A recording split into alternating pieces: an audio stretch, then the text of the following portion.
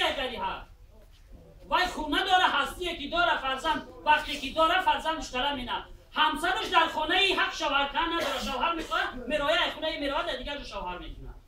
لیکن مال و هستی ای فرزندی همون مرده است.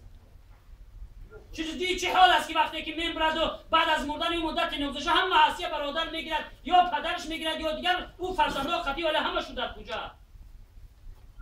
خدا کی خیر نمیگه آخی.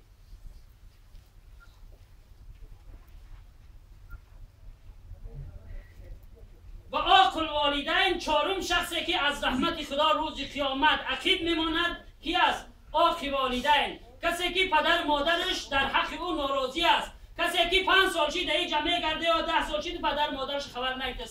عاقل والدین همین را میگن.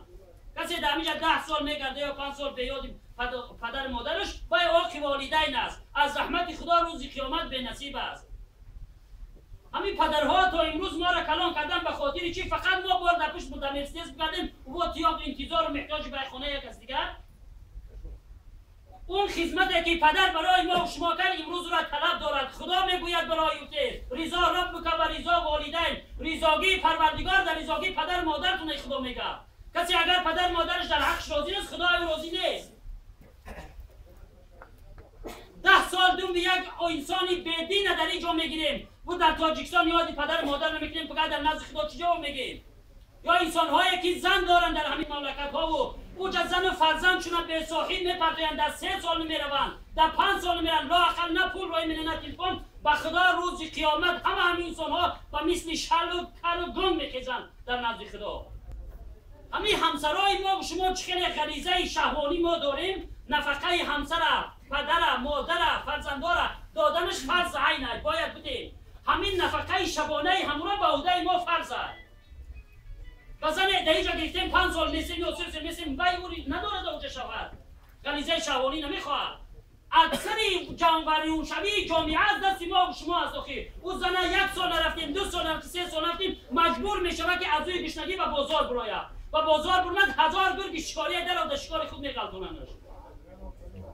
کدام انسانی که هر سال 6 ماه اینجا از 6 ماه در پیش او زنش زن داره میلش ساز میکنه، 6 ماهی و عدالت رعایت میکنه، همون انسان زنی او را شنیده که بره حشر باشن نمیشه. خیر خدا اگر آن چی میگه اگر به گفته او کنیم کلیتی نمیشه.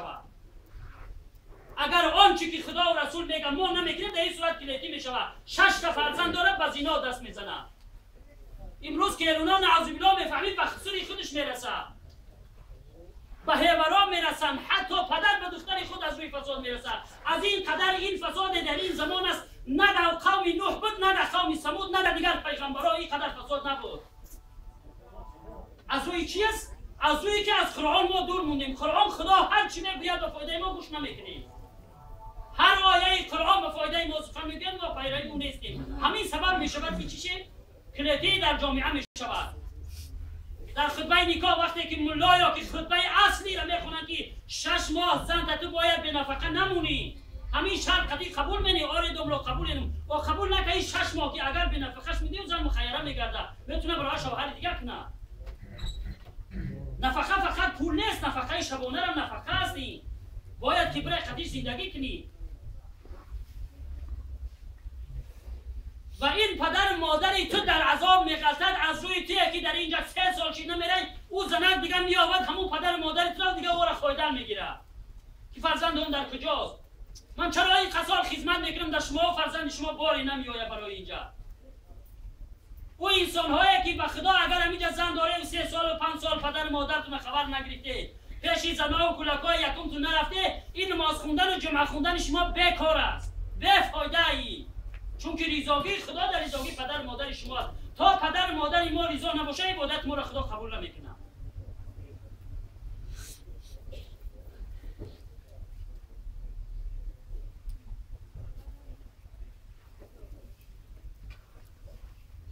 وعن ابي هريره رضي الله تعالى عنه قال قال رسول الله صلى الله عليه وسلم اجتنبوا 7 الموبقات أي مهلكات. قالوا وما هي يا رسول الله؟ قال الشرك بالله والسحر والقتل نفس التي حرم الله الا بالحق وآكل الربا وآكل مال اليتيم وقذف المحسنات غافلات المؤمنات. ابو هریره رضی الله عنه روایت میکند از رسول معظم اسلام که رسول الله فرمود اجتنبوا سبع الموبقات، شما از 7 گناهی هلاک کننده پرهیز کنید. یعنی چه هلاک میکند؟ 7 گناهی که شما را در داخل دوزخ میسرد، شما از اینها بگریزید، علاج کنید که این کارا را نکنید و الا اگر کرده جای خودتون دوزخ قرار میدید. قالوا و ما هی یا رسول الله، گفتیم ای پیغمبر خدا این 7 گناه کدام گناه ها هستند؟ یکم الشرک بالله، گفت که به خدا چیزی را شریک نیارید. همون خدایی که شما را خلق کرد در داخل پرده های تاریک در یک جای تنگ، روز به روز که جسد شما ازل کلان میشید، مکه مادر شما را خدا کلان کردن میگرید. پیش از آن که شما براید راهی برآمدن شما را آسان کرد. این حکمت خدا هست. کودکایی که اگر 2 کیلو 3 کیلو تا 5 کیلو را میره، یا یک مادر 2 گونیک 3 گونیک تا 5 فرزند میسازد، اگر خدا این رهایی نکنه چی میشود؟ انسان وقتی که خطی همسرش خواب میرود، همون اسپرمی که از انسان است 2 میلیارد قریب انسان داره در داخلش، ذره ذره. اگر همون در شکم گلک، در شکم مادر گلک میشید چی میشید؟ زنکا در جاشون میکفیدن. این حکمت خدا است. یا به قوت امو را میگیرن دیگه او را در جاش میکشن. ملائکه نباشه هر یک خواب رفتگی همه باید گلک شود. و حکمت خودش خدا ذرهش از زنده میموند، سگا 12 تا بچه میکنن در یک علیشون. پیش از آن که او خدایی که با راه شما را در دنیا هوی میکند که آسانی به بیای شما، نباشه کی از او راه تنگ برمده میتونه. در دنیا که غلطی دید، معده و شیش و هسته شما طاقت به خوردن نان و اوقات ندارد، خدا مخصوص برای شما اوقات تیار میکند از سینه های مادراتون بخورید. آن چیزی را که طاقت خوردن داره همون را بخورید. خدا میگه همون را میخورید. بعد که دهاناتون از پیستان مادر کشیدید، پیستان مادر خود اتوماتیک که محکم میشود، یگان کلینیک نداره. همه حکمت پروردگار است. اولین آن چیزی که رسول خدا گفت به علم خدایی که شما همین کارا را نگه کنید و او را میشناسیش، هرگز چیزی را شریک نیارید. اگر در یک جا یک شمال یک باشد، یا همون را شمال تا میده یا دستوید میزنه مشکار میکند، خود تا خورده نمیگیرد. میفهمید که کائنات شب و روز دور میزنن، خطاب میخورد. اینا یک جمانده دارد، کسی اینا تا میتید. کی است او؟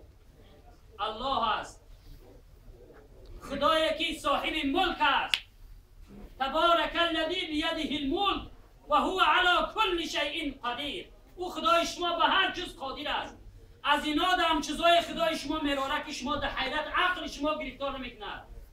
همین افتابی که ما و شما میبینیم امروز گرمیه، اگر یک انسان سخت گرم میشود میگه که 40 گرادوس بیرون گرم است، خلیل مردم. 12,000 گرادوس افتاب خداوند گرمه. 12,000. همه هستی را اگر در شعله گرمی نزدیک نه او میشود. با این خداوند رسول خدا گفت شریک نیاره چیزی رو. دیوم و قتل نفس التي حرم الله. دیوم از گناه پرهیز کنید، کشتن یک نفسی که خداوند او را حرام گردانده است. کشتن یک انسان خدا وقتی که حرام گردان، شما هرگز کسی را نکشید الا بحق، مگر به حق. حق چی است که در خدمت عادتا هست، های خون به خون گفته میگیرن، همون هم شرع خطی اجازه میدن. سیوم گناهی بزرگ چی است؟ و آکل الربا که موضوع صحبت ما در همین است. سیوم آن گناهی که سبب می شود شما را جهنم میبرد. 1000 سومی روسی یا 1000 دلار امریکایی برای شما سبب می شود که شما را خداوند به داخل دوزخش میبرد. ان من ربا های پرتسیل. از پرتسیل خوندن رسول خدا رو پرهیز کنید. این ربا یک کسری هست که یک جامعه را خراب میکند. خداوند یک مملکت برای شاید به عذاب خودش گرفتار کند. اون رباخور از جمله کسانی می شود که از محنت حلال دیگه همه وقت عقیب بموند، چون که می داند که دیگر راهی به محنت هم پول گرفته میشد از مردم. خوردن ربا و آکل مال و یتیم، دیگر خوردن مال یتیم. و دیگر از جمله گناه‌های کبیرند تهمت کردن زن‌های پاکدامنی که از گناه خود